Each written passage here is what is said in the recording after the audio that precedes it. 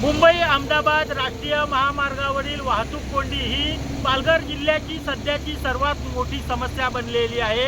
या महामार्गावर प्रवास करायचा असेल तर तासनतास कोलंबून राहण्याची मानसिकता जर असेल तरच या महामार्गावर प्रवास करावा, कारण मुंबईपासून अहमदाबादकडे आणि हा रस्ता पुढे दिल्लीकडे जातोय। मात्र राष्ट्रीय महामार्ग असलेले या महामार्गावर प्रचंड वाहतूक कोंडी आहे। आपण पाहू शकता मनोर पोलीस स्टेशनच्या हद्दीमध्ये जव्हार फाटा येथे हे एका फ्लायओव्हरचं काम सुरू आहे।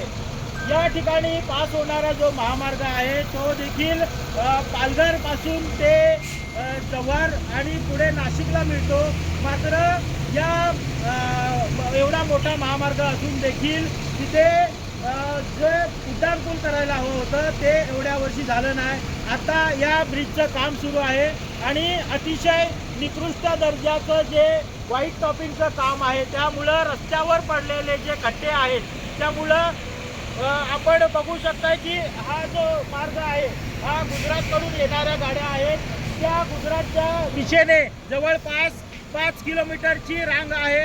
तर या बाजूला जो महामार्ग आहे इकडनं जी गुजरात वाहिनी आहे मुंबईच्या दिशेने साधारण 5 ते 8 किलोमीटरच्या रांगा लागलेल्या आहेत।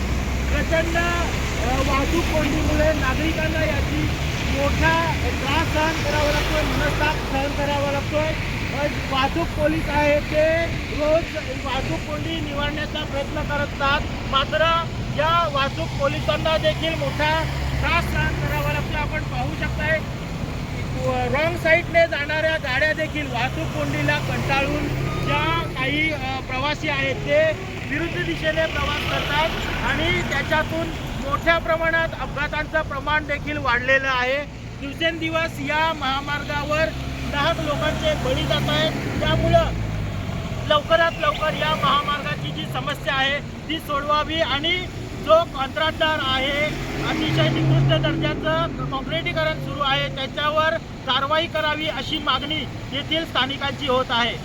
NDTV मराठीसाठी नावेद शेख सोबत मनोज सातवी, पालघर।